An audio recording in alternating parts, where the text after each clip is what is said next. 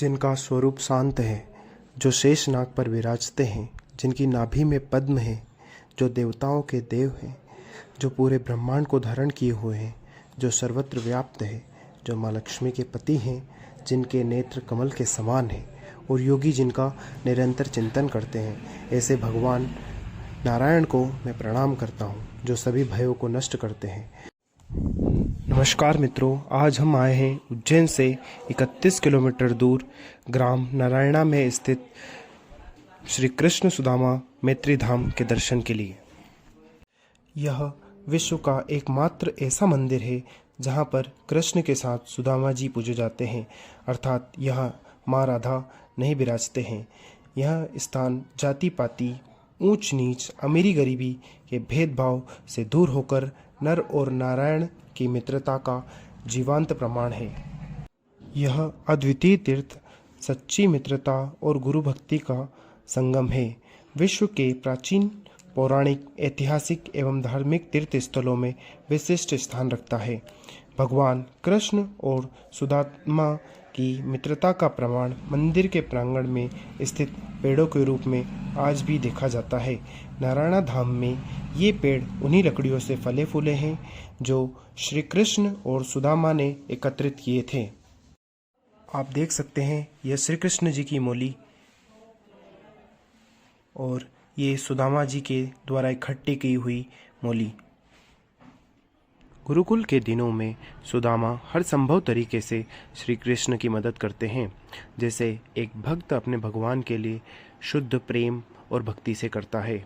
आइए अब हम आपको मंदिर में विराजित भगवान श्री कृष्ण और सुदामा जी के दर्शन करवाते हैं। भगवान श्री कृष्ण और सुदामा जी। भगवान श्री कृष्ण और सुदामा जी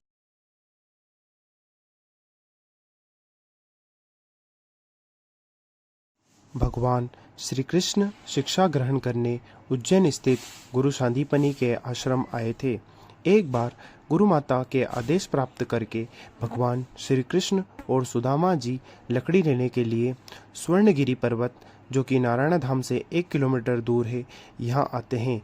भगवान नारायणा धाम में ऐसी लकड़ी ढूंढते हैं जो दीमक और धुएं रहित होती है।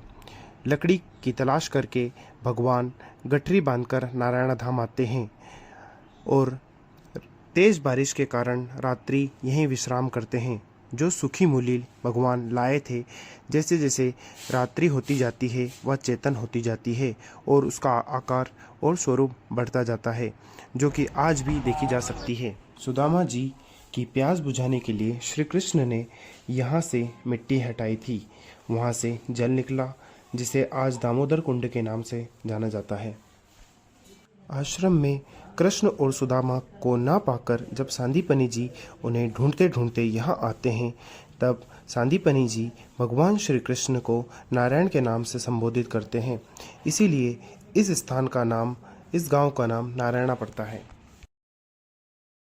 मंदिर के प्रांगण में स्थित भगवान भोलेनाथ जी का हमने उज्जैन से लाए माँ शिप्रा के जल से जलाभिषेक किया। अब हम नारायण धाम का विशेष वर्णन गुरु जी से सुनते हैं। जय श्री कृष्ण। द्वापर के अंत में जब भगवान श्री कृष्ण और सुदामा जी शांतिपनि आश्रम में पढ़ने के लिए आते हैं, शांतिपनि आश्रम का एक नियम रहता है कि 2-2 बालक जल और लकड़ी लाने के लिए उसके प्रतिदिन जंगल में जाया करते हैं। सभी के नंबर पूरे हो चुके थे, बकाया श्री कृष्ण और सुदामा जी 2 बचे थे। इनको कभी भी जंगल में लकड़ी लेने के लिए नहीं भेजा गया। कौन ना ही इनको कभी भी भेजना। एक दिन जो शांतिपनि मुनि रहते हैं वह किसी कारणवश बाहर जाते हैं। जो गुरु माता रहती है वह आश्रम को नियम पालन करते हुए पाठशाला को प्रारंभ करती है। पाठशाला को प्रारंभ करने के पश्चात में सभी शिष्यों को एकत्रित करते पूछती है कि आज लकड़ी लाने का नंबर कितना। तो सभी शिष्य कहते हैं कि सभी के हमारे नंबर पूरे हो चुके हैं, बकाया श्री कृष्ण और सुदामा जी 2 बचे हैं, इनको कभी भी जंगल में लकड़ी लेने के लिए नहीं भेजा गया है। श्री कृष्ण और सुदामा जी को बुलाती और यह कहती है कि आज आप लकड़ी लाने के लिए नंबर है, तो आज आप लकड़ी लाने के लिए जंगल में जाएंगे। जैसी गुरु माता आपकी इच्छा, ऐसा कहकर श्री कृष्ण और सुदामा जी वहाँ से चलते हैं। चलते समय 2 मुट्ठी चने सुदामा जी के हाथ में गुरु माता देती है और यह कहती है कि जहाँ पर भी भूख लगे वहाँ पर पावन कर लेना और लकड़ियाँ लेकर के जल्दी आ जाना। उन्हें तो लीला करनी थी, वह लीला करते हुए यहाँ पास में स्वर्णगिरी पर्वत यहाँ पर आते हैं। यहाँ पर आने के पश्चात में वह एक ऐसी लकड़ी की तलाश में आए थे जो अधर्म हो, जिसको जलाने पर धुआं न निकले, जिसमें कीड़ा या दीमक न लगाओ, क्योंकि स्वयं नारायण क्यों चाहे किसी जीव की हत्या हो। ऐसा ऐसी लकड़ियों की तलाश करते हुए यहाँ पर आते हैं। पास में स्वर्णगिरी पर्वत है, यहाँ पर आते हैं।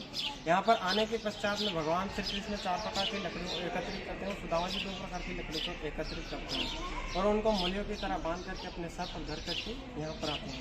यहाँ पर आने के पश्चात अचानक तेज बारिश चालू हो जाती है। उस तेज बारिश के कारण प्रभु श्री कृष्ण और सुदामा जी रात्रि में यहीं विश्राम करते हैं। भगवान श्री कृष्ण अपनी मूली को यहाँ रखते हैं और सुदामा जी अपनी मूली को यहाँ रखते हैं। और उस मूल्य में जो सूखी मूली रहते हैं अपनी सूखी मूली रखते हैं। जैसे जैसे रात्रि होती जाती है वैसे वैसे मूलियाँ चैतन्य होती जाती है, उनका आकार स्वरूप बदलता जाता है।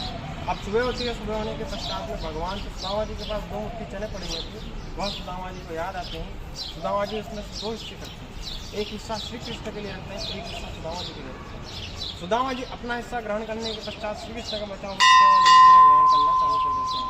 अब इधर जो भगवान श्री कृष्ण को बैठे हुए हैं, अब ये तो तीनों लोगों के स्वामी अंतर्यामी, उन्हें तो पता है कि श्री कृष्ण के हिस्से के सुदामा जी अपने हिस्से के ग्रहण करने के पश्चात मेरे हिस्से के यहाँ चने ग्रहण कर रहे हैं, जरा इनकी परीक्षा ली जाए। अब श्री कृष्ण भगवान सुदामा जी की परीक्षा लेते हैं।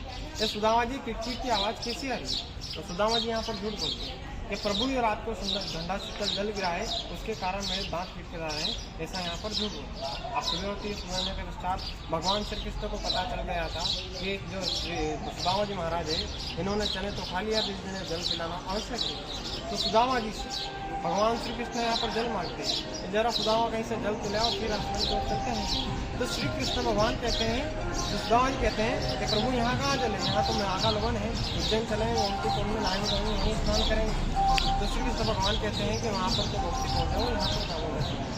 तो सुदामा जी आश्चर्य में पड़कर हाथ जोड़कर खड़े हो जाते हैं कि प्रभु मेरे को कोई कुंड नहीं नजर आ रहा है, कृपा करके मेरा मार्गदर्शन करें।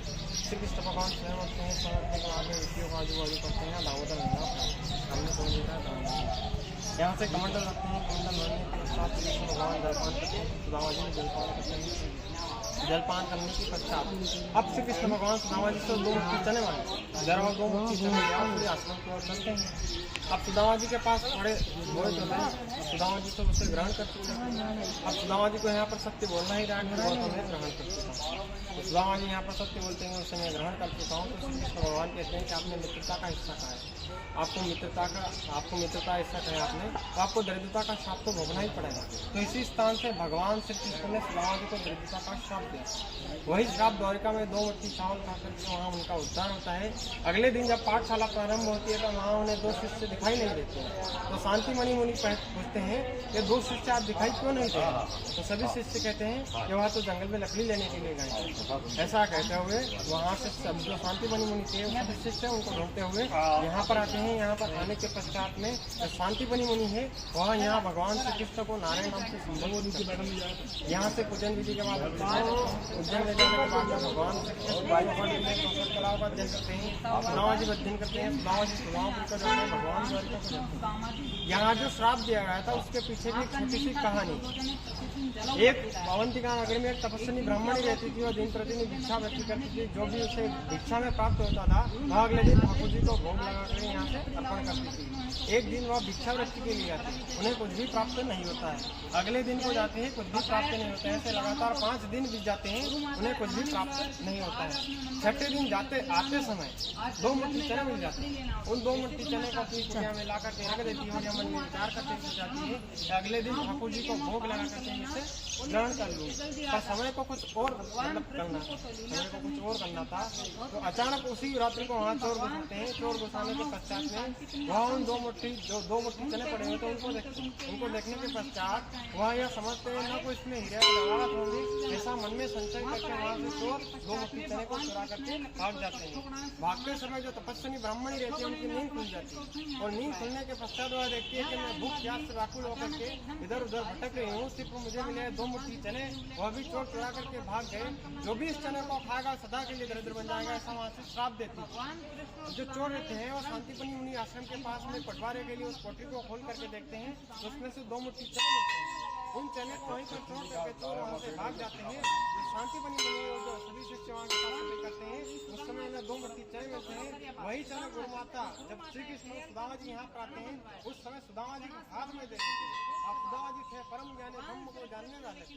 अब सुदामा जी के हाथ में जैसे ही वह चने आते हैं, सुदामा जी समझ जाते हैं कि श्रापित चने, यदि इसे नारायण ग्रहण कर लेगा तो इस सृष्टि का विनाश हो जाएगा। इसीलिए श्री कृष्ण भगवान के हिस्से को सुदामा जी यहाँ ग्रहण